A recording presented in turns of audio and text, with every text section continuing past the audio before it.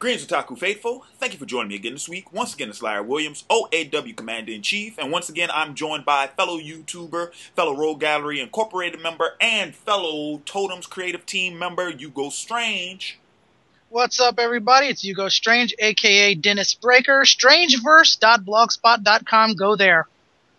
And I'm also joined this week by fellow YouTuber and Otaku Faithful, Animerick. Rick, tell the people what's up. What's up, everybody? It's Animerick, the Fluffy Otaku, here for my first OAW podcast.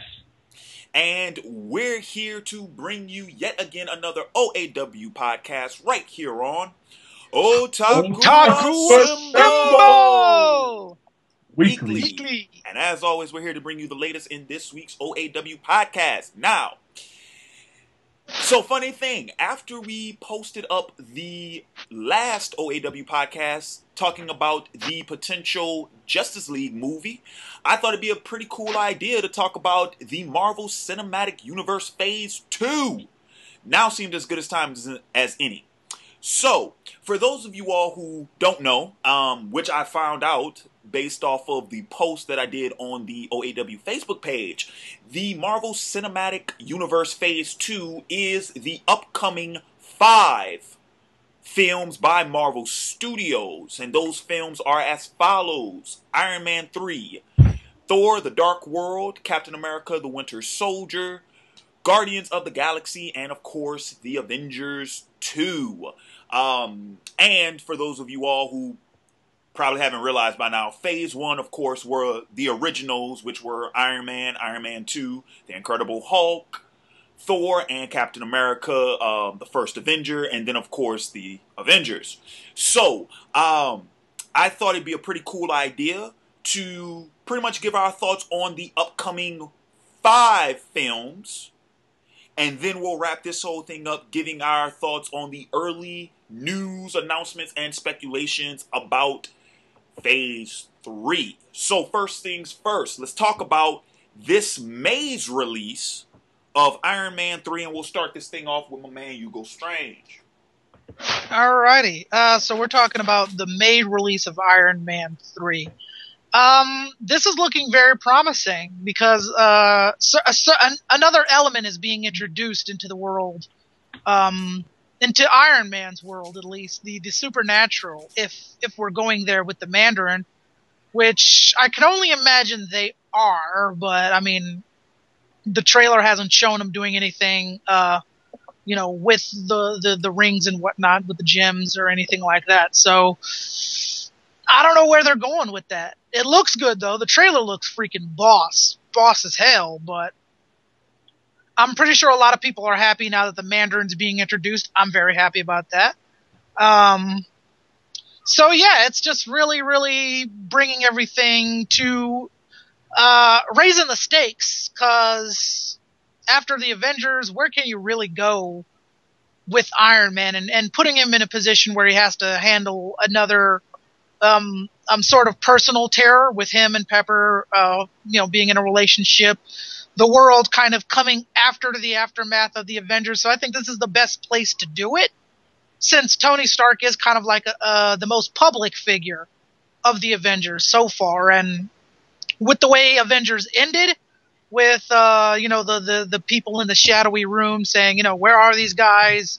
We need to find them and whatnot. I think Tony Stark being the most public member of the Avengers really puts him in the crosshair. So I think this is a great place to start Marvel Phase 2 with Iron Man 3 and with someone like the Mandarin. So that's my take on it. I'm really excited about it. Cool. So Rick, what do you think about everything that's been going on with Iron Man 3 so far? All right. First off, I love the fact that Mandarin is going to be in the film, because I kind of think that Iron Man always needed that recognizable villain, and the Mandarin is the recognizable villain because he's pretty much the villain they've used in like previous animation shows, like the Iron Man animated series. Mm-hmm. So I think it's really cool that they chose him. How they're going to portray him, though, as far as like if he's going to have the supernatural element, if I can remember correctly, his rings are based on alien technology, though, in that one incarnation. So they could go that route as well. because, but I also like the fact that it really looks like they're going to really challenge Tony Stark, because I think in the past, in Iron Man 2, I never felt that he was challenged that much with Backlash or in his struggle. It was more of like a personal struggle with him accepting his role as a hero. So the fact that he's actually going to be pushed to his other limits, I think that's going to make for a great movie and a great conflict. But I'm really interested to see how they're going to incorporate the extremist, is how you pronounce it, virus in the film as a whole, because I heard that's what the film is going to be taking a lot of its story from. So I'm just really intrigued as to how they're going to wrap all this up, not to mention carry on in the momentum of Avengers 2. Right, right.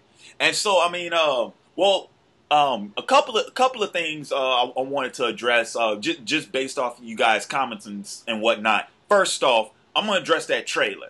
Because, yeah, it looked impressive, but so did the Iron Man 2 trailer. And I'm sorry, that movie did not live up to either the trailer, nor did it live up to the first film. Okay. No, not at all. No. Here's the thing. I never thought the Iron Man 2 trailer looked good at all. Like, I thought it looked decent, but, like, I wasn't bowled over by it to really, like, say, yeah, I need to see this. This one, though, yeah. Well, maybe it was just because my expectations were a bit too high. I mean, for fuck's sake, Mickey fucking Rourke. Which actually, I'm surprised we haven't gotten to the point where, he hasn't received the fucking middle name yet. But it's Mickey fucking Rourke, okay? So yeah, my expectations for that was a bit high. And now you're talking about bringing in the Mandarin, and it's Ben fucking Kingsley. Sir Ben fucking Kingsley. Yeah. So yeah, I'm trying to I'm really trying to keep my expectations for this really low. And that's because just Iron Man 2 was a huge disappointment for me. It was. Huge disappointment for me. Now, I will say, yeah, the trailer does look cool. As far as whether or not, first off, I like what they're doing with the Mandarin. They're making him a terrorist, but also they're still keeping that sort of aristocratic mentality that he has. I mean, hell, you saw that just from the promotional poster, which was fucking boss. I mean, it's like, yeah, he's wearing the camo, and clearly he has this like little hideout or something, looks like something straight out of fucking Bin Laden's camp, but he's sitting on a throne. You see what I'm saying? So I like that they are doing that interpretation of the Mandarin. Yeah, it's interesting and it is more realistic. But then that brings me to this whole discussion about the rings. Now, I'm more first off, we don't even know if the rings are going to play a role in this movie, first and foremost. And I'm more along the lines of no. And the reason for that is because remember what the Mandarin's role in this movie is going to be. He is not the proactive antagonist. He is the shadow antagonist. He is the puppet master, but he's not the damn marionette. That is Guy Pearce's character. He's the one who's going to be the main bad guy doing all of the shit that's happening in the movie. He's going to be the driving force. So the fact that Ben Kingsley the fact that the Mandarin is just going to be chilling in the background for the most part, that doesn't really leave me with much faith that we're actually going to see him use the 10 rings and whatnot. Also, the idea about it being supernatural, I don't necessarily think so. Mainly because if you go back to one of the early interviews with Jon Favreau, back when they were promoting Iron Man 1, back when he was still thinking about like doing a trilogy, he said that if he was going to do the Mandarin, he wanted it to be technological. Because he wanted everything in Iron Man to have something to do with technology or science. Because that's Tony's playground. Here's the thing. I misspoke when I said supernatural, and I'm glad Ricky said what he said earlier about the Mandarin's ring coming from alien technology. What I meant by supernatural in terms of like, I meant dealing with otherworldly problems, if that makes any sense. Like, in Avengers, we dealt with aliens, which is otherworldly, and the Tesseract and things of that nature, which it's all alien, but it's supernatural at the same time. So that's what I meant, but yeah, I will grant you that Yeah, I will grant. That's what I mean. Something not Earthbound. But coming off of the hill of the Avengers, it wouldn't be too much of a stretch, considering the fact that all of that technology, all of the aliens' tech and whatnot, had been, laid to waste and whatnot. It would not be too much of a stretch for, say, somebody to get their hands on that, take it somewhere, figure out how it works, learn how to turn it into a weapon. Oh, so just saying. You're saying that's a potential avenue that they could take the Mandarin. Yes. I mean, the Tesseract itself is like a jewel. So you could easily say that somehow the Mandarin got hands on that technology, and little jewels in his rings could, he could focus in that way. But I'm not even talking about the Tesseract. I'm just talking about, like, the debris after the fight with the Avengers. It wouldn't be too much of a stretch for someone in the black market to get their hands on that, take it to the Mandarin, they figure out how it works, and learn how to turn that into a weapon. Reverse engineer all the... Exactly, and that would be perfect, in my eyes, for, like, something that Tony Stark really doesn't understand. That would make it, that would create a nice little conflict for Tony Stark of having to, like, think around something that he doesn't quite get, if that makes any sense. Yeah, no, that makes sense. I see what you're saying. Yeah. So, I might as well talk about this too. Also, I'm not looking forward to seeing Don Cheadle back as Rhodey. Gene? Why not? I don't know if it was Don Cheadle or if it was the way Rhodey was written. Well, I'm almost positive that definitely the way Rhodey was written in the second one. I just don't. Nah. I was a fan of Terrence Howard, so. And we all have our favorites. All right, one thing that I'm definitely seeing in the movie already is the possibility of too much possibly happening. Because already in the trailer, we have this conflict with the Mandarin and the assault, his relationship with Pepper, his struggle with the extremist virus, however that's going to be playing a role in the film. The fact that I guess Rhodey is going to be the Iron Patriot and how that's going to play and how that's I guess you could say the government getting their hands on the Iron Man suit technology through Rhodey. So, I mean, there's going to be a lot of different scenarios in this film, and it could be a clusterfuck if they don't do it right. Well, I mean, if you want my personal opinion on that, dude. Yeah. I don't think it's necessarily going to be a clusterfuck because I'm almost positive the majority of what you saw in the trailer is the majority of the big shit happening in the movie. That's what I'm thinking. Well, there has to be a three-pronged approach if they're going to do it and not have it be a cluster mug, like you said. The first step would have to be to take out the virus or take out the muscle. Did you say a cluster mug? Yeah, I'm trying not to swear. This is OAW, man. Say clusterfuck. Go ahead. Say it. Make you feel better. Fuck. Right. Well, anyway, the point I'm trying to make is there has to be a three-pronged approach with the villains presented in this film. There has to be a takeout of the muscle. That's Cold Blood, James Badge Dale. So they have to take him out first. That's probably going to be your bows-throwing fight. There has to be a battle of the brains. That's going to be Tony Stark versus the extremist virus, or the dude who put it in there. Killian is his name? Dr. Killian? Some Guy Pearce's character. Then there's going to have to be the uncovering of the Grand Poobah, the Mandarin. And that's probably going to be like at the end of Return of the Jedi, where you fight Vader, but the Mandarin's there the whole time, with doing what he does. Because I don't think Tony Stark's going to be able to get to the Mandarin without the Mandarin be like, yeah, on his ass with something that Tony Stark wasn't expecting, Like a fucking electric ring.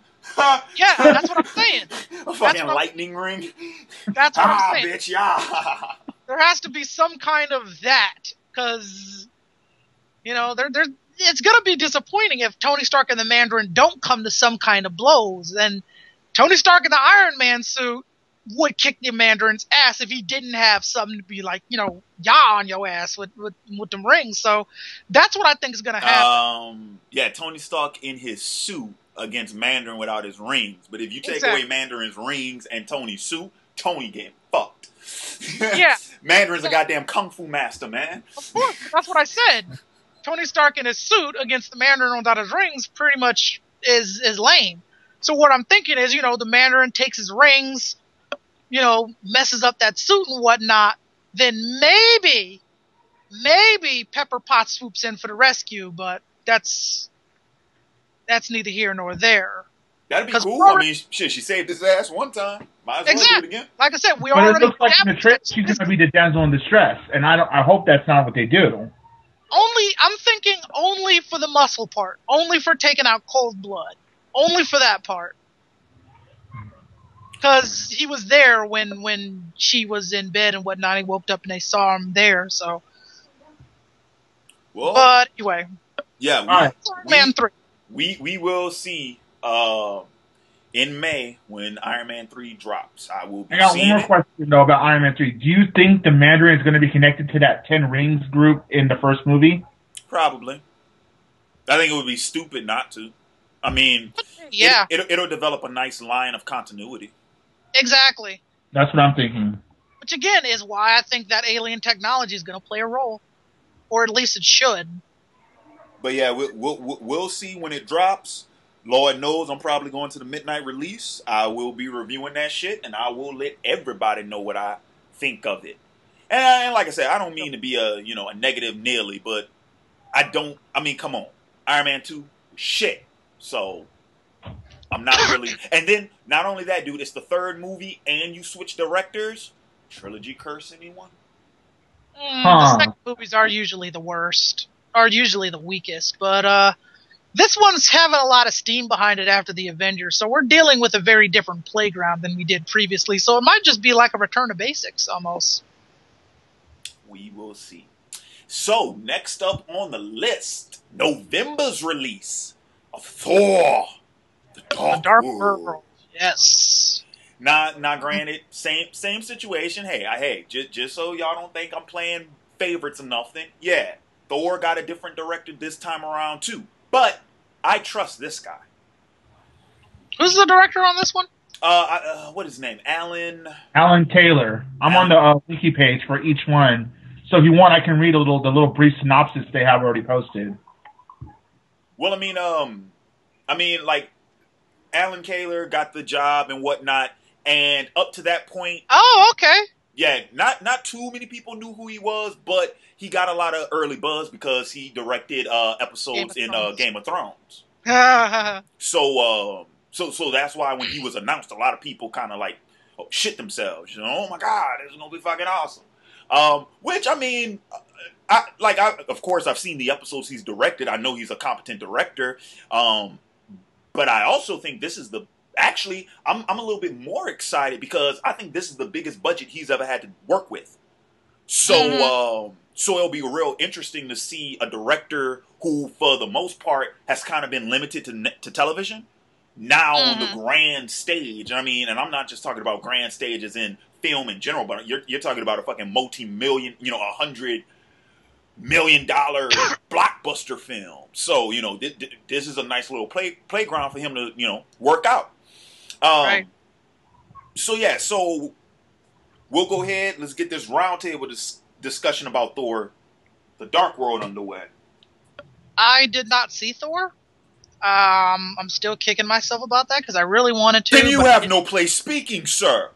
Silence. I tell you. Comic books, my friend. Oh, okay. Just what I know about the main villain, whose name I can't pronounce. I think it's Melkith. I can't pronounce it either. Yeah. Everyone's gonna hate me because they're gonna be like, "Oh, you're not a real nerd." Just can't. He's a dark elf, right? Yes. That's what we're gonna call him, dark elf. Yeah. And Christopher Eccleston is awesome, so I know he's gonna kill that role. Whatever he's doing, he's gonna kill it. That dude can play a villain like nobody's business. Oh hell yeah! So yeah, this is looking pretty competent. We have a director who's done Game of Thrones, like you said, so that's already looking good. From what I hear, the first Thor movie wasn't all that great. That's just from what I hear. I don't know. I haven't seen it. It was fine. I mean, I liked it better than Iron Man 2. That's for certain. No, yeah. So, I mean, this one, Thor coming off of the Avengers, he knows a hell of a lot more. He kind of knows what Loki is about now. So I don't necessarily think he's going to be as naive as he has been with dealing with Loki. But yeah, it's just going to be interesting to see what they do with this, because the thing with Thor is it's kind of hard to challenge him, if that makes any sense. Like, you would almost have to have something on his level to really give him a go. Well, not necessarily. I mean, because a lot of writers in the past, what they've done in some of the Thor comics. I mean, even if you're talking about, I mean, dude, because let's be real here. Loki's no fucking match for Thor. Of course not. But Loki fights Thor on a different plane. Exactly. And so that's what I'm saying. And so like I've noticed just with a couple of Thor stories that I've read, a lot of times it's just a matter of putting him in a situation where he has to abide by your rules, where he can't just do whatever the hell he wants. So yeah, if you're not stronger than him, you sure as shit better be smarter than he is.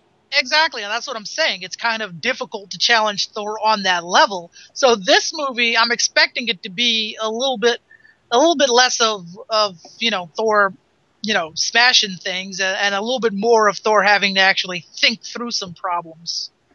Like I said, so I mean, that's just my take on it. Where he's no longer, where you kind of make Thor a hell of a lot less gun shy than he has been in the past. Because Thor's kind of a reckless mofo, so so I think this movie's going to be a hell of a lot of a humbling moment for Thor, if you will. Yeah, that would make sense. What do you think, Rick? With this movie, with the next Thor movie, the first one we had him mature into the Thor that we saw in the Avengers, and now we're gonna see that Thor in full action. I really hope he's challenged greatly in this film. I think we're definitely gonna have the brother dynamic continue on between him and Loki. From what I'm reading, in this film, you're also gonna see Loki teeter on the edge of villain or redemption. So I'm curious to see with that, because they don't want to write off Loki because he was such a successful character in the Avengers. So I think we might see Loki in this film and possibly in the Avengers too, depending on how they play things out. So, and as far as the villain, I don't know much about this villain or the Dark Elf race. So I'm curious to see how they play out, and if they're gonna maybe have a connection to the overall story. Maybe like an army or something later on down the line in the Avengers too. But I'm also very curious to see them, dive more into the 9 realms of Asgard, if they're going to play on that, because obviously this is going to be more of a battle for Asgard. And then, of course, his relationship with Jane Foster, I'm sure they'll be developing that more. Yeah. Now, see, here's my thing with that. Now, like I said, I mean, I like the first Thor better than Iron Man 2, but those are the two of my least favorite films from Phase 1. A lot of people's are, yeah. But see, okay, here's my thing. Now, yes, Loki, great character, and Tom Hiddleston, fantastic job. I'm tired of seeing fucking Loki. I'm tired of seeing him in every Thor story. There he is. I'm tired of seeing him. Larry, you gotta understand, the two of them are brothers. I don't care. I'm tired of seeing him. No, but the reason you're tired of seeing him is that there aren't enough writers who are willing to play with that dynamic as it should be played with. I don't care if he's a villain, a good guy, anti-hero, anti-villain. I'm tired of seeing him. Go away. Give me somebody new. Go play. I'm curious as to, why they never introduced the Enchantress and how they look like they don't plan to in this film to help Loki. I'm really curious if they're not going that route.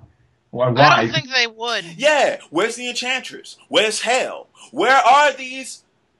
Loki, go away. Because Loki doesn't do everything by himself. From what I've seen, like in the animation, Loki, the Enchantress is an essential part of Loki because she's the one that can kind of go behind the scenes. She's more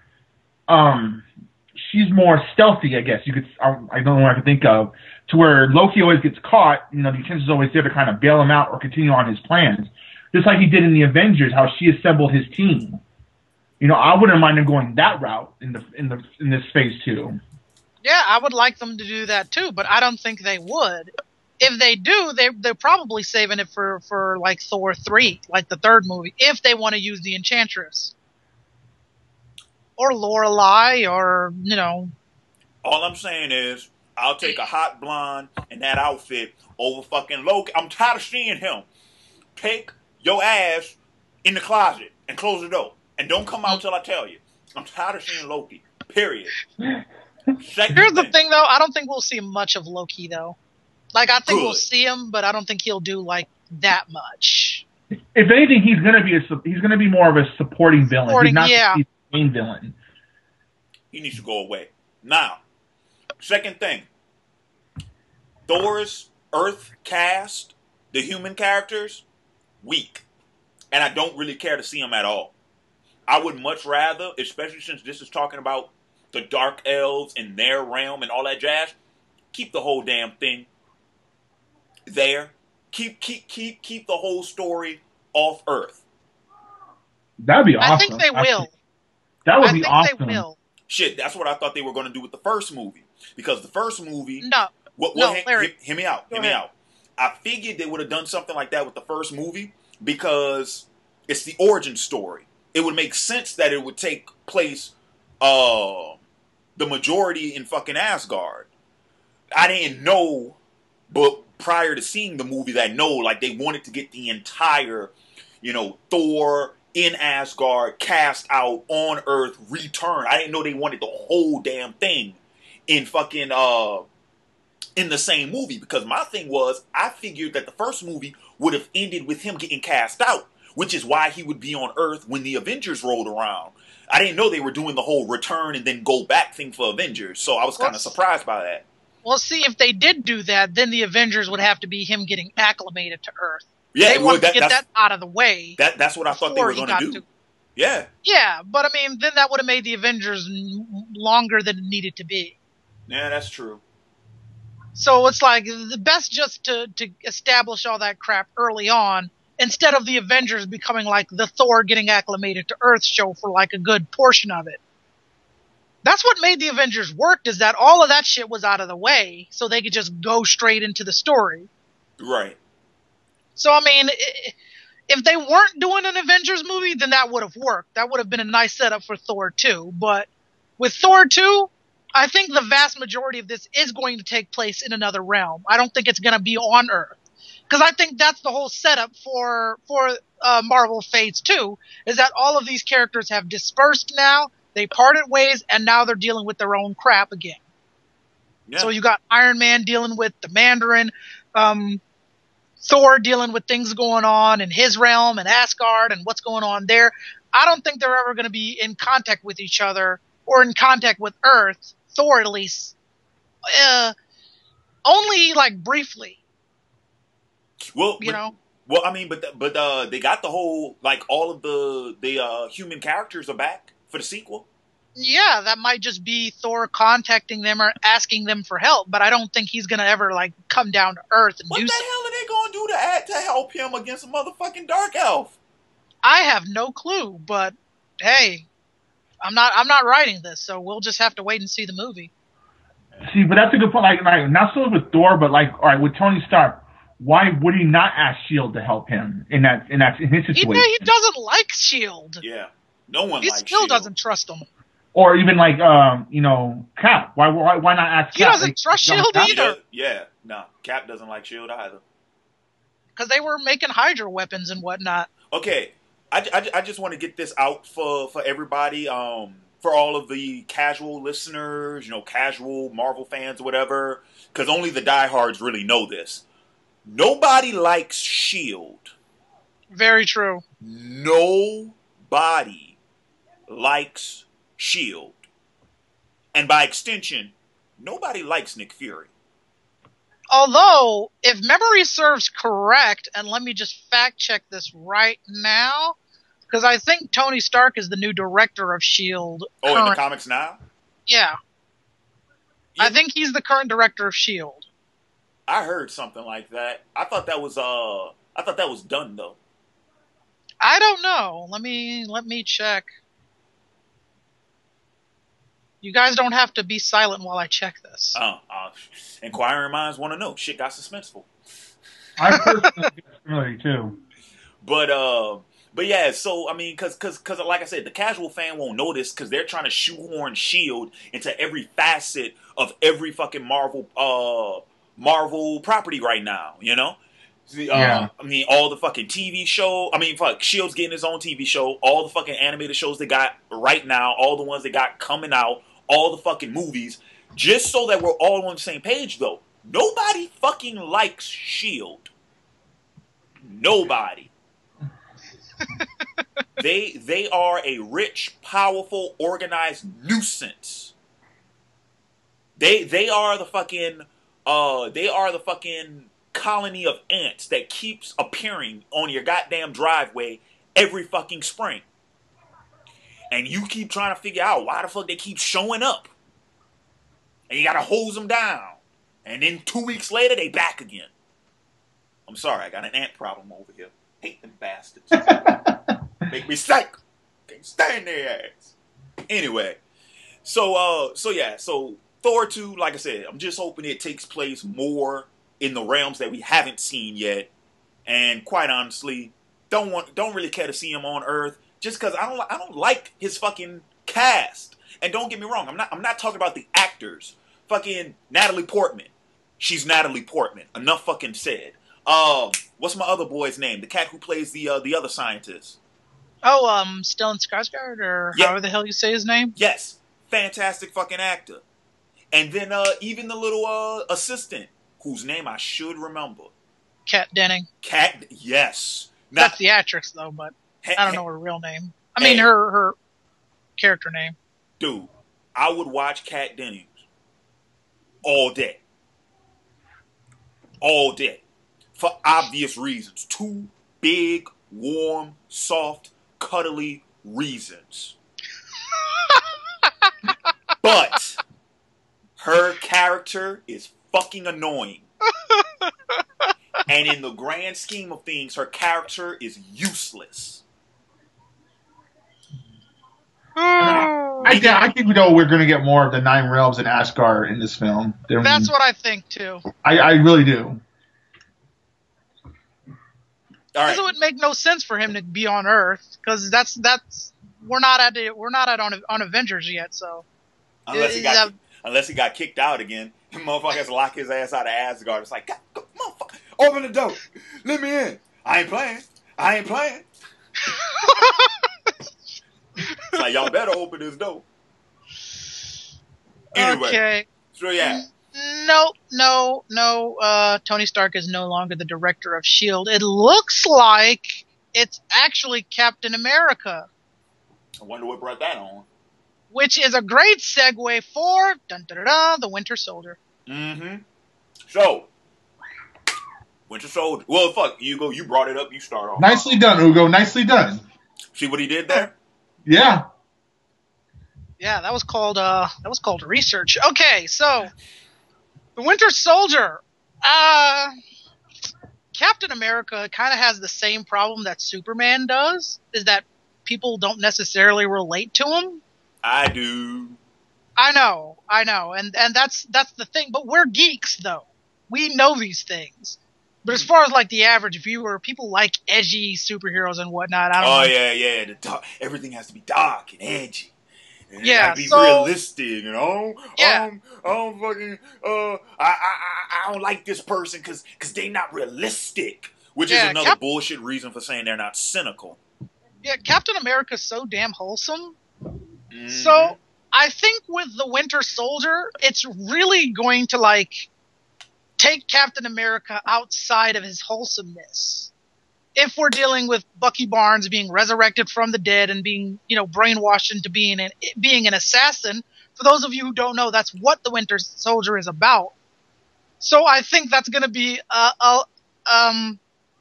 because when Bucky Barnes first died in the Captain America movie, dude was depressed. He was drinking and whatnot. I was like, I can't even get drunk. Nope. This sucks. Fast metabolism burns it all away. So, with dealing with having to take down a friend who has become an assassin, Captain America's really going to grapple with some stuff, which, like I said, coming after the Avengers, he's this fish out of water in this brand new world, and now his best friend is an assassin, and he has to handle it. That's some hard hitting shit for someone who's still not acclimated to this century, and then not only that, but had to go and fight some aliens, a few months after he just came out of cryogenesis. So already this guy is taking in this is way too much. So this is gonna really test Captain America in a way that he hasn't been tested, in a way that you couldn't really test a character like Superman. But for Captain America, this is really gonna be a test for him. And I think it's gonna be awesome. I think we're gonna get a hell of a lot darker movie. Darker for good reasons than we did the first Captain America. Because usually when they say, oh, it's going to be darker, it means Captain America's going to swear and he's going to kill people and this, that, and the other, which he has killed people. But, I mean, you ain't surviving no goddamn blunt force trauma from a goddamn vibranium shield. No, you dead. Well, no, Captain America's a soldier. That's what people don't understand. He has killed people.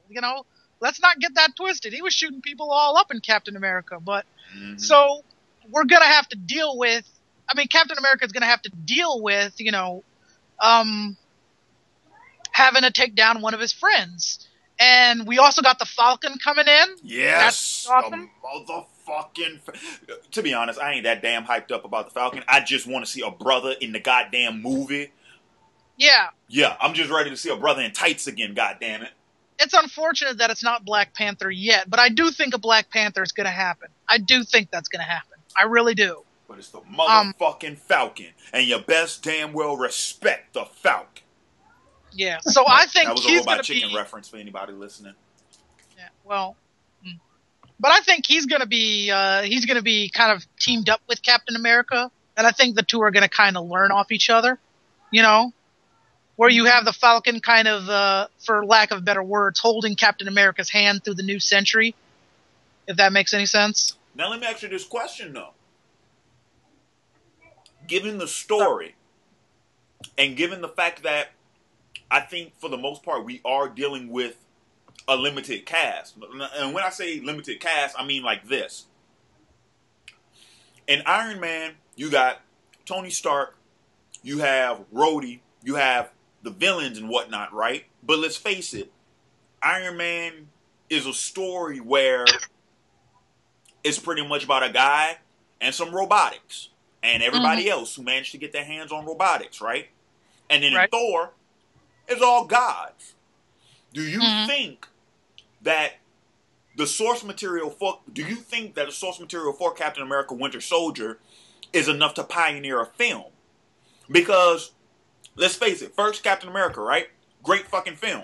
Actually, probably my favorite in Phase 1. Probably my favorite movie out of Phase 1. But it was a period piece. You see what I'm saying? It was all within a historical context. Yeah. So my question is, do you think that now that we're in present day, I dropped my Starburst. But do you think now that we're in present day that this story is going to, in all honesty, be exciting enough and be compelling enough to actually hold an audience? Hell yeah, I do. Hell yeah, I do. And I think it goes into that whole angle of Captain America being a complete fish out of water, still not knowing what the hell's going on around him, and then being hit with this trauma that he has to hunt down someone who he thought has been dead for years. Decades. Yeah, decades. So, and we also got Crossbones coming in, and we also have S.H.I.E.L.D. as the backdrop there, because again, Captain America is a soldier. He is dealing with the government and whatnot. He does work for the government. He is a loyalist. So, we have a lot of that going on. So, it's really going to come down to morals, emotions, choices, and what he can do to kind of what's the word? Resolve this conflict without shedding any blood of his friend. I tell you what, though, I do want to comment on this because I just noticed, based off of the movies and based off of the characters we've been talking about, there are two characters that I guess just for lack of grandeur, we have decided to not mention yet. But if there was going to be any movie where fucking Black Widow and Hawkeye reappear, this is the movie to do it. Exactly. Absolutely. And I do believe Absolutely. she's supposed to be in this movie. So yeah. Yeah, this would be the movie where they would reappear. Exactly. It makes the most sense. Exactly. So that's what I'm saying. You can sit here and say that the story might not be compelling, but again, I've learned to never doubt. Like, I had my doubts about Chris Evans being Captain America. Those doubts were blown away. So I'm really like locked in with. They have a great cast. Anthony Mackie. A lot of people are coming back.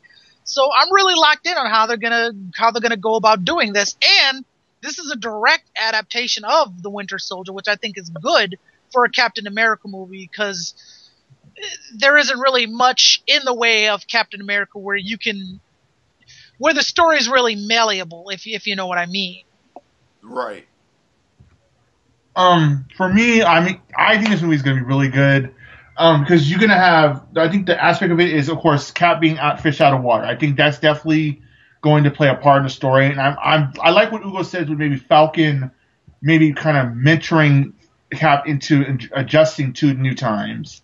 But also, I think Cap is going to see that the more things change, the more they're saying the same. Because now we're going to have, because Hydra's going to be in this movie, and now it's Cap's going to go back to fighting Hydra, just like he did in the past. But obviously, it's going to be a new Hydra, new, with the new times and everything.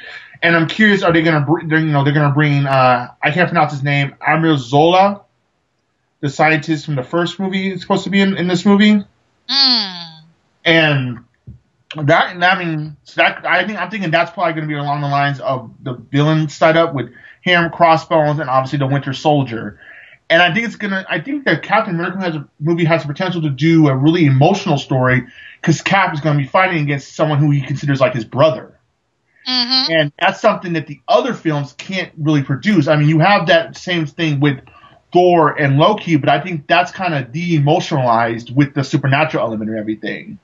As to where this is kind of, he's going to be very human in this sense.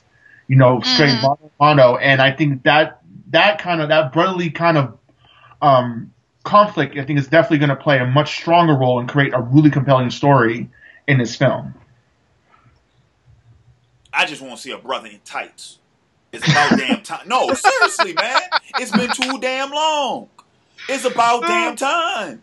Shit. And yeah, no, and about, well, I'm going to talk about the whole Black Panther thing at the end of this thing, but okay. So yeah. Now, I think the one we have the least information about as of right now, well, next to Avengers 2, which I'm kind of thinking we might have more fucking information about Avengers 2 than we do about this one, but Guardians of the Galaxy. Mm-hmm. Now, yeah, you go ahead and start with that one. Okay, Guardians of the Galaxy. So looks like James Gunn is still on to direct, despite all the controversy surrounding him. For those of you who don't know, I'm not going to rehash that. Just look it up. Oh, bullshit! Rehash it. What happened? Nah. So apparently, James Gunn put out this quote unquote sexist blog or something about women or like chicks, comic book chicks he'd most likely have sex with or something like that, and a lot of people took it as sexist, and a lot of people were saying they wanted him to get fired off of working on Marvel and whatnot. When the fuck did this happen? This happened a while ago. If anybody watches Beyond the Trailer, I'll find the video and link it. I'll send the link to Larry. You can watch it in the description bar, whatever, however you want to do it. But yeah. So. And a lot of people were saying he should step down as director for Guardians of the Galaxy, but it looks like he hasn't. It looks like he's still on board. Excuse me. just going through. I just find that very hilarious. It's like he makes a blog about comic book chicks that you would sleep with, and everybody gets all up in arms saying it's sexist. Do any of them niggas read comic books? Right. Well, anyway, so I did a not to cut you off, but for all the listeners, y'all do remember my sexualization in comic books video, that discussion of the week? Yeah, I talked about that. Go and watch it. How the fuck a dude making them niggas must not read comics. Comics are all right. Go ahead, Hugo. Okay. Here's the thing.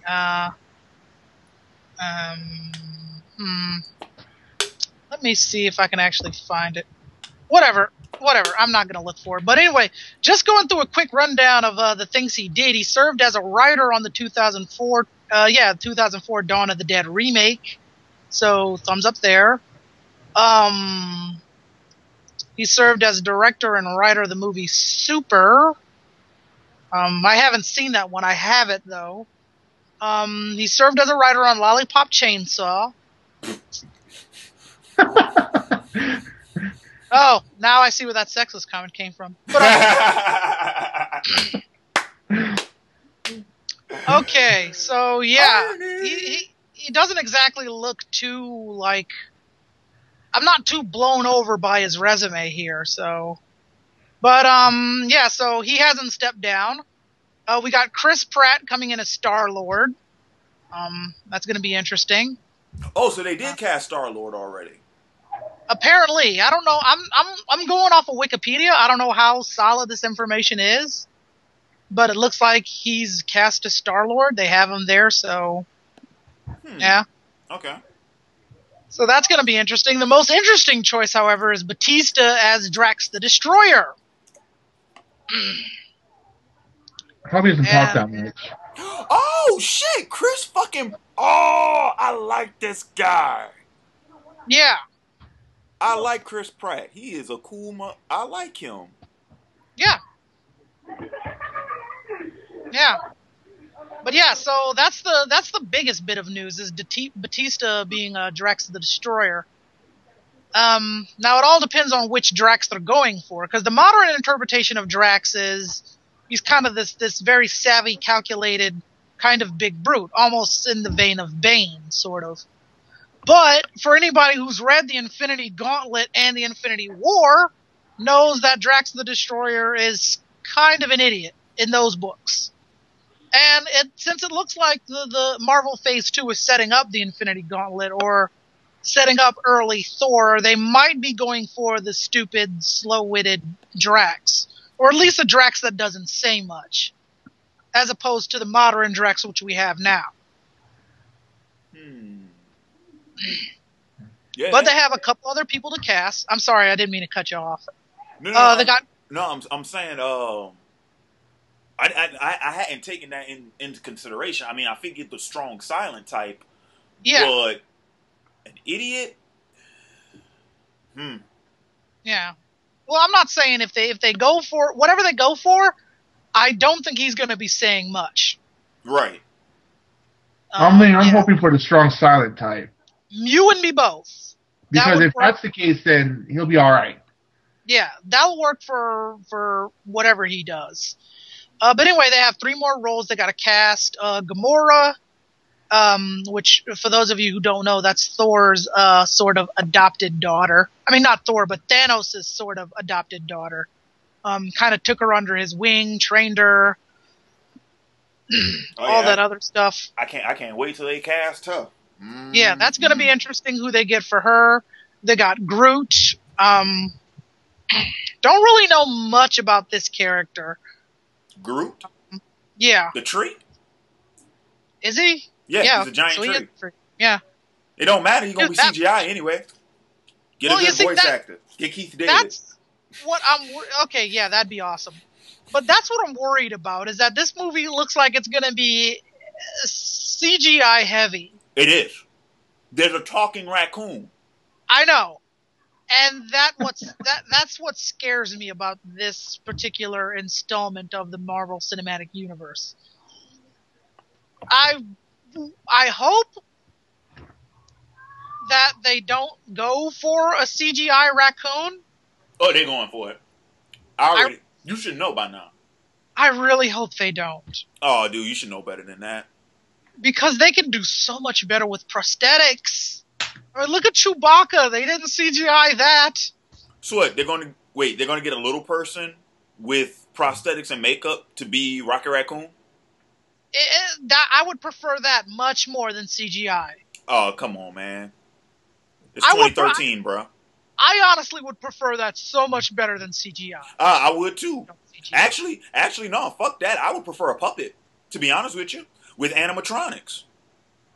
Yeah, but they don't do animatronics like they did back in the day. It's a lost art. It's very much. No, it is a lost art, but shit, lost art. Did you see Hellboy 2? Oh yeah, the Angel of Death. Mm-hmm. Yeah, awesome. those wings and eyes. That was all animatronic, man. Yeah. That's what I'm saying, dude. Like, if you want to do it physically, if you want to do prosthetics and makeup and all that shit, dude, if you get Rick Baker on it, it's gonna look fantastic. Let's hope so, but I just hope they don't go like too CGI heavy with this.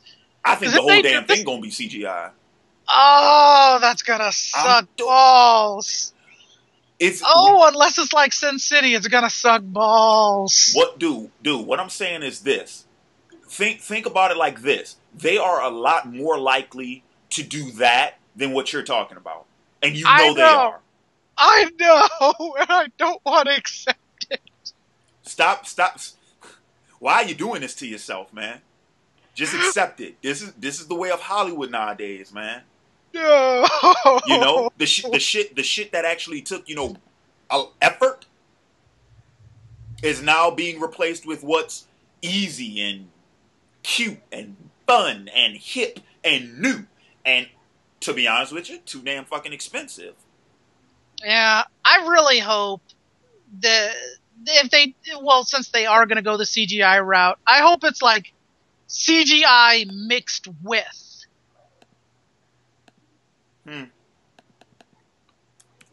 That's what I'm hoping for. Well, you know, fucking Groot is gonna be a goddamn CGI. I mean, it's a giant tree. I know. But Keith the raccoon is a possibility, but yeah, if you do the giant tree, then CGI, yeah. Yeah, so we don't really know much about Guardians of the Galaxy, but since Drax is in there, it definitely is setting up for Thanos. Right. And since we already saw Thanos, this would be the best way to open that door for him. Exactly. Considering this is going to be the last one in Marvel Phase 2. And it's the one that takes place year. And it's the one that takes place entirely in space, if memory serves me correctly. Exactly. That too. Exactly. So I don't think we'll actually see Thanos in here. We'll see sort of like his Vanguard or like a hint of Thanos, but I don't think he'll be like completely introduced until like the tail end of that, when I don't know, he decides to like go to Earth, or maybe the Guardians of the Galaxy are tracking him to Earth. Maybe. Wait, but if that's the case, then who's supposed to be the villain? Again, Thanos. Probably some kind of general of Thanos, some sort of main. Man. Yeah. Oh, that'll suck. Well, that's what I'm saying. I think this is probably going to be the weaker of the Marvel Phase 2, because it's so new, it's so different, it's so outside of a familiar realm, if that makes any sense. And see, I like that idea you have, Ugo, because the way I look at it, if Thanos is the main villain of this film, it kind of ruins the aura of Avengers 2, because exactly. The way I look at it, Thanos is going to be. Damn, nigga, did you just hit your desk? No, someone. He was emphatic about that. He was like, I'm about to say, like, shit just got real. Someone's trying to be funny, hit my door hella hard. It's like, look here, motherfucker. Thanos is gonna be this, and he gonna be this, cause I said so. And you gonna sit there, you gonna like it, and you gonna say shit. He was about to get a lecture. Damn, let me lose my train of thought. No, Thanos is like, I think Thanos at one point is like going to be like, they're not going to be able to fuck with Thanos until the Guardians come in Avengers 2. They're going to be like that tip that scales. Cavalry? Yeah. Yeah, the cavalry, there you go. And I think Galaxy, Galaxy is going to be like the big risk taker in Phase 2 because, for one, not many people, including myself, know much about the Guardians of the Galaxy. I don't know shit about them. I'm kind of reading Wikipedia, trying to learn about them myself. So this is going to be the big risk, and I think this movie is mainly going to be the main setup for Avengers 2. Exactly. And so this movie probably will be potentially the weakest link if it's done, unless it's done in a very interesting, action-packed way. Yeah. Because this movie, I think, is going to be straight set up for Thanos going to Earth. Yeah, because here's the thing. Just to piggyback on what you said, Rick, I don't think this is a movie that they wanted to make. It was a necessary movie that they needed to make. So it's like, if we want to get to Thanos, we're going to have to get to this here. But, I mean, who knows? It could be just like Rick said, where Thanos comes in Avenger 2, fucks shit up, and the Avengers are like, you know, getting the crap beat out of them, and then in come the Guardian of the Galaxy, and it's like, oh, snap! You know, and Larry, just to piggyback on your Justice League idea, okay, well, no, this really wouldn't work since Thor isn't necessarily familiar with, like, I mean, he is familiar, but he doesn't necessarily know all the other realms. But Star-Lord is kind of like an intergalactic policeman, almost. So no, Thor knows about all the other realms. He would have had to. He's yeah, Odin's heir. Yeah, but he's not. Thor isn't exactly the brightest guy around. I think Thor is going to know of Thanos to some extent.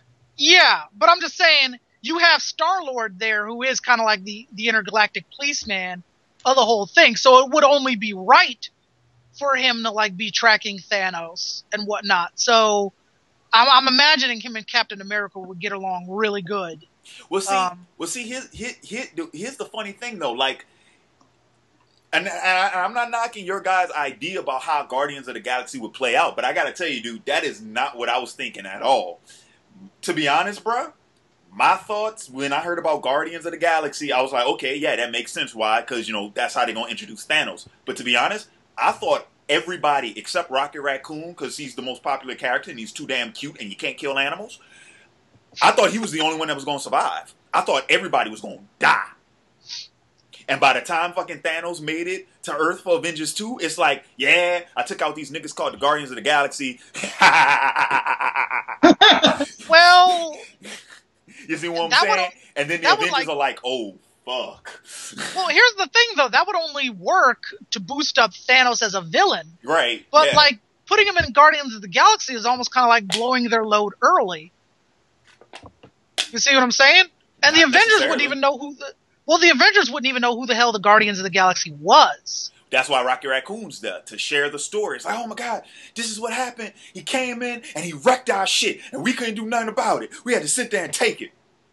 You mean after the fact that the Avengers get over that they're talking to a raccoon? Mm-hmm. Dude. Tony Stark, who has been known to proclaim himself as an atheist, had to fucking shake hands with a Norse god. I think he'll get over the raccoon. Well, yeah, he'll get over anything. They just dealt with aliens, but I'm just saying, I don't know if it does work out the way you do, which I don't think it will, because a lot of those characters, Drax, Gomorrah, and the rest of them, they're all important characters. So if it does work out that way, that'd be interesting. But I just don't see them dying. I see them playing a much larger role. And I don't think this has the balls to do that. All I'm saying is even important characters have been reduced to cannon fodder. Yeah, but I'm just saying. Like I think they're gonna play a much bigger role in Avengers 2. Probably not the way me and Ricky suggested, but I think they're gonna be important. And I think Thanos for Guardians of the Galaxy is gonna be pretty much a background villain for the most part. Well, we will see. And I think it'll probably be Badoon or something. Is that how you say his name? Badoon? Who? He's like this metal dude. The Badoons are like aliens. Spell it. Badoon. Not familiar with that name. I'll have to look that up. Anywho, so, well, shit, did we just have our Avengers 2 conversation? Well, we didn't. No, we didn't. And No. we're right there because we went straight down the list. So Avengers 2. No, because we was already talking. All right, fine, fuck it. Avengers 2. Yeah, so Avengers 2. Yeah, that's going to be... I don't think we could actually talk about the movie itself. I think we can only just surmise as the ending of how they're going to set it up, what they're going after this, and if Marvel Phase 3 is going to include Doctor Strange. Oh, yeah. If they go there... Movie so bad. I want a Doctor Strange movie so bad. If they go there with the ending of the Avengers 2, then they're going to have to set up the Infinity Gauntlet if they haven't already set that up. Doctor Strange. All right. With my thoughts on the Avengers 2, I'm kind of like I'm down with the Thanos thing that they're doing, and the Guardians and everything. But at the same time, I kind of wish they would expand on the actual Avengers more. Like, I really thought when Avengers 2 was going to come around, they were going to introduce Ultron in this next Phase 2. And that be the lead up to the main villain with the Avengers. Because that's what I'm really familiar with. And I know I'm probably a lot of more casual fans are familiar with. So I'm surprised they're actually not going that route. Okay, here's the thing. As far as, like, Ultron and whatnot, I could see that potentially be a villain for Avengers 3, and this is why. Correct me if I'm wrong. Who created Ultron? Ant-Man and Hank Pym. And whose movie is coming up in Phase 3? Okay, you're right. Yep. Which actually is kind of interesting, though, because we didn't even mention that Ant-Man was announced as a Phase 2 movie, and then they pushed it back to Phase 3. Which I think actually makes more sense, but it's also confusing as shit. And kind of like, well, actually, even more so than what I mentioned earlier when we were talking about Winter Soldier, is Ant-Man a fucking character that can pioneer a movie by himself? It all depends on the story, the cast. It all depends. It really all depends on how they go about doing it. I really don't think he could. I would think that as of right now, Hawkeye and Black Widow together could pioneer a movie better than Ant-Man could. Well, hell yeah. Well, here's my thing, and I'm speaking about this, and I'm telling you not. So y'all remember the date, y'all remember the video when Larry said this, because I'm telling you, this shit don't come to pass. I'm fucking everybody up. Wasp better be in that damn Ant-Man movie. Oh, yeah, she has to be. She has to be. They're married, aren't they? Yeah, but you saying she has to be. All I'm saying is she better be. Or heads will roll. What is Ant-Man's villain lineup besides Ultron? That's an excellent question. Like, crickets. So, I mean... And I'm a goddamn literally comic book crickets. fan. AIM, maybe? Is AIM... He's opposed to AIM? Ooh. Mm-hmm. Huh? AIM. Isn't there, like, there's Hydra and there's AIM, right? I'm gonna have to look that up. The group that MODOK is a part of. There was AIM in the Avengers Earth's Mightiest Heroes. I don't know. I can't remember. Too much shit to keep track of. But yeah, so yeah, if they were gonna do the Ultron thing, I mean, I would. It would make sense to me that they would wait for Avengers 3 to do that, especially since, I mean, by the time you get to Avengers 3, dude, you're literally gonna need a villain that can wipe out fucking Avengers. And there have been multiple fucking stories when Ultron has done that. Not only that, but like with the Guardians of the Galaxy, I'm hoping they still introduce more new Avenger characters, like maybe Miss Marvel or something along that line. I've heard that she's going to be introduced in Avengers 2. That's through the rumor mill, at least. Well, I mean, the thing is, I think they would want to, because here's my thing. I remember Josh Whedon in an interview he did. He said that he wanted to stick true to the original Avenger comics, which were like the earliest Avenger comics. Every issue had a different team because the Avengers was their big team up book, you know. So you had all the heroes from all their other books, you know, all these other books, and you know that the Avengers would be the big team up book. So because I think he said he wanted a different team for Avengers 2. And I'm telling you, and I'll say this. I mean, with Phase 2, for the most part, we're getting Phase 2 is pretty much sequel heaven. Guardians of the Galaxy is the only new movie in Phase 2, but they've already announced that they want to do Ant-Man and Doctor Strange in Phase 3. So you would almost have to have a new team for Phase 3, because I don't know how the hell you're gonna fit all them characters in that one movie. So Phase 3 could be the introduction of a whole new Avengers lineup. I would think so. You would have to... Okay, if they do that, then they're going to have to use Avengers 2 to facilitate that. Oh, yeah. Meaning people getting rocked? Oh, yeah. Definitely. Yeah. Heads will roll. Meaning some people getting sidelined. Yeah. The post-credit scenes could be like, all right, Ant-Man, Tony Stark recruits Ant-Man. Like, hey, you want to join the Avengers? Doctor Strange, Thor comes to... You know, something along that lines as kind of like the post-credit scenes. They could do that. It wouldn't be as strong as doing it the way you said, Ugo, but it could be done that way in a sense. Exactly. There would have to be some kind of facilitation in Avengers 2. Or in these other movies. But definitely Avengers 2 for a setup for Phase 3, there would have to be some kind of facilitation to bring those characters in. Which is why I think if they wanted to do Doctor Strange, they're going to have to do it at the end of Avengers 2, and it would have to be, Avengers 2 would have to be the Infinity Gauntlet or something along those lines. All right, now talking about Phase 2 as a whole, I'm looking on Thanos' Wikipedia page. There is, I'm trying to find it again, there is something called, a storyline called Avengers Assemble, and it states, it's a short little summary, but it's like Thanos eventually returns to Earth seeking an artificial cosmic cube and forms an incarnation of a criminal group called Zodiac, but is defeated by the Avengers and the Guardians of the Galaxy. Do you think that could be the storyline they're going for in this Phase 2? Yep. And then it's held custody by the Elders of the Universe. That could be it. Wait, you said he went to Earth in search of a cosmic cube? Yeah. Yes. The Tesseract? It's on his Wikipedia page, Avengers Assemble. It's a short, like, sentence little summary of the arc. Well, I think we just found it. Yeah. That'd be the perfect one. But I think in the second one, if they're going for Doctor Strange, if they're doing a Doctor Strange in Marvel Phase 3, the Infinity Gauntlet has to show up. Just saying. Has to.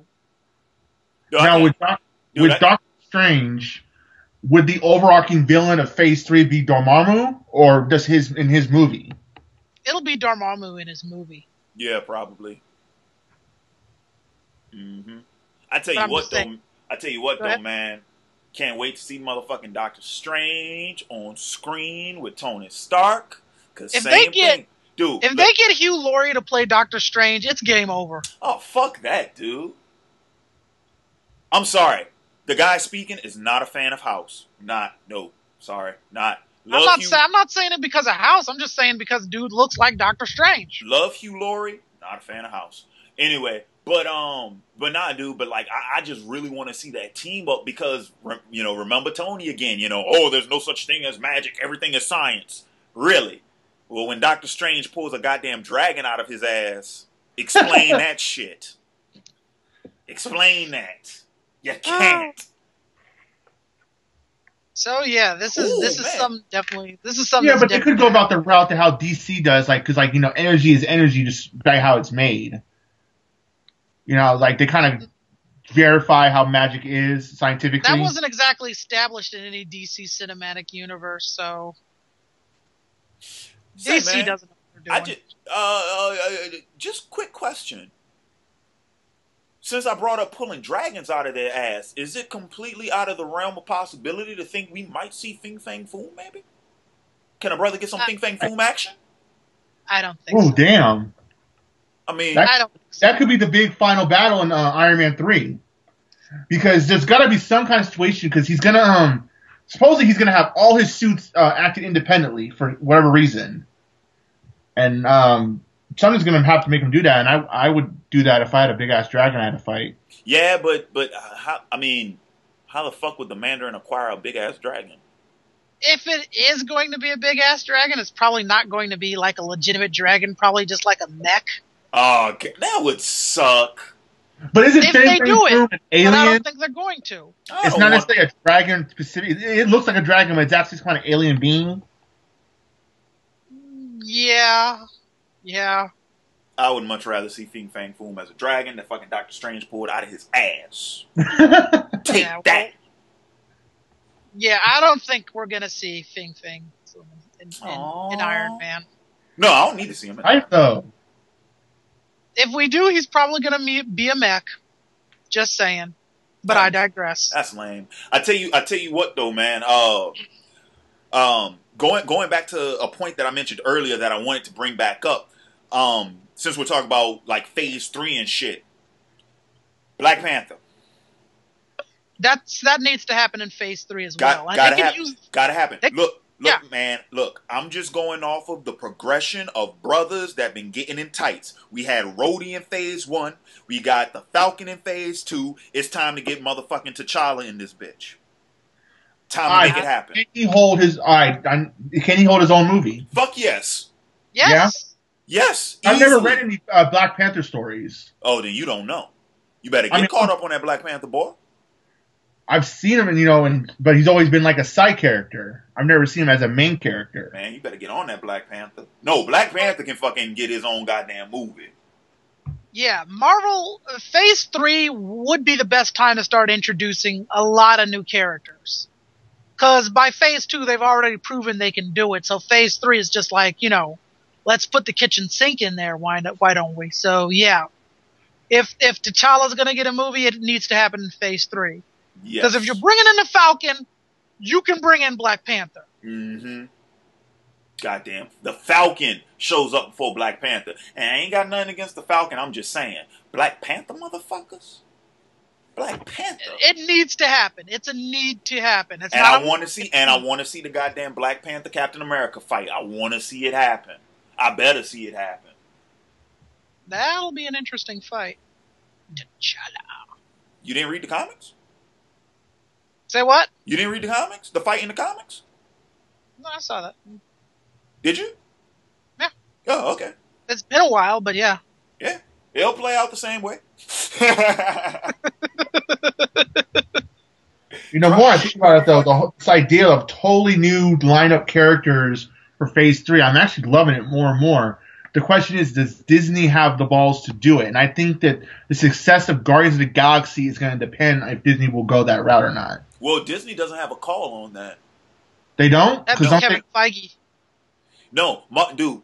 Marvel Studios works completely independent of Disney. Independent to an extent. Well, I mean, independent in the sense that they can make whatever movie they want, whatever movie they have a property to. Yeah. You see what I'm saying? Yeah. Now, Disney might have some influence on. Disney might have some influence over what might get made when, but Disney doesn't have the motherfucking power to like prevent them from making a movie if they got the funds to do so. They won't release it, but they can still make that fucking movie. Yeah. But so Phase 3 looks like it's probably Phase 2 right now is just sort of with one major risk in there being Guardians of the Galaxy. Phase 3, however, they can just go straight forward. And if they're going for the Planet Hulk story, that's going to be very disappointing. The Planet Hulk story? Yeah, for Marvel Phase 3, that's going to be kind of disappointing. How so? I mean... you really can't build that up in a series of movies. If you know what I mean. I think there has to be... it's a side story. Well, that's what I'm saying. You would have to have that one Hulk movie. It has no line of continuity. It would just be a fucking movie they're doing just for shits and giggles. But I think that if you set it up in the Avengers 2, and then you give the Hulk his own movie that really brings that storyline to the front, but it has to be the movie that leads into Avengers 3 for it to work. Yeah, well, that's what I'm saying. I don't think you could really do that with Planet Hulk without having to, like, do a lot of other things, if that makes any sense, you know? Last I heard, they weren't even trying to put the Hulk back on screen. They're trying to get him on television again. Well, I don't know. I just got that from Grace Randolph that they were trying to move into Planet Hulk for Phase 3, but that's all speculation and hearsay, so I'm not going to say anything else about it. How long are we running, man? Hour and a half. Oh, wow. That seemed a hell of a lot longer. Did it? Nice. Yeah, well, from my end. Oh, no, just an hour and a half. Nice. Did we cover everything? I think so, but I do want to ask this question though, man. Go for it. You think the motherfuckers at Disney really would prevent a fucking Black Panther movie from being made? I don't think they would prevent it, and I don't really think I don't really think they'd have a means to prevent it, if you know what I mean. Well, like, what I'm saying is, you think they wouldn't distribute a Black Panther movie? Disney, if they can make money, they'll distribute it. All right. I think the only movie that they wouldn't make now is another Punisher. Oh no, they ain't touching that. Well, actually, Marvel doesn't have the license to Punisher. Well, that's what I'm saying. I don't think they could, even if they wanted to. So, I do want to see Mother. I will say this though, I want to see fucking Daredevil again. That'd be interesting. Hell yeah, I think fucking interesting. They'll just reboot Daredevil. I don't think they'll just reboot it. Yeah, of course. But that's what I'm saying, man. Daredevil's long. You know, I mean, dude, you talking about all the fucking reboots that are going on and shit like that. Daredevil's the motherfucker who deserves a fucking reboot. Fucking Fantastic Four is getting a reboot before Daredevil. What kind of bullshit is that? Thank you. The Fantastic Four movies actually made money. Yeah. That's some bullshit. Here's one more thing I want to say about the Falcon. Since the Falcon is in Captain America, this could also be a backdoor for Luke Cage. Could. Because they both live in New York. Well, technically speaking, everybody lives in fucking New York. I know, but both the Falcon and Luke Cage are from Harlem. Yeah. And, since Nick Fury works for S.H.I.E.L.D., S.H.I.E.L.D. has organizations all over the world, that can definitely be a backdoor for T'Challa. Should he ever need... In fact, if they wanted to make a twist on the Winter Soldier idea, they could have Bucky Barnes be hired to assassinate T'Challa. Okay. That's just some backdoor ways on how they can do it. How they can introduce those characters without messing things up. But yeah, a Black Panther movie is going to happen. It needs to. It needs to. Well, I'll put it like this. Let's just cross our fingers for a fucking Black Panther movie, and we'll save Luke Cage for another time, because let's be honest, you kind of got to get the brothers when you can, and, can't really ask for too much. Yeah. I'm trying really fucking hard not to say anything racist. You're doing a good job. All right, thank you. Alrighty. So, yeah, damn. Dude, this it's a good discussion. It's a good discussion, but dude, it lasts so fucking long that I've kind of gotten out of formal. I don't know if you've noticed, but my demeanor and shit has kind of gotten less formal and just really fucking casual. Like this was just a normal fucking Skype call. It was just a normal Skype call. Hell, that's how it was, Right. Well, so final thoughts. Really looking forward to it. Marvel Phase 2, let's do it. Yeah, Phase 2 I think is going to be awesome. I think Marvel has all the momentum in the world and has no reason whatsoever to drop the ball. I think they're going the right direction. They're doing their thing, and yeah, that's all I really got to say. Let's get into it. May starts Phase 2. Let's do it. My final thoughts on Phase 2. Think it's going to be good. Not high no high expectations for Iron Man 3. just straight up fucking confused about Guardians of the Galaxy. But we'll see how this whole thing plays out. And with that being said, I want to go ahead, take this time to thank my fellow YouTubers. Once again, Ugo Strange. Word, you're very welcome, man. Always great to be here.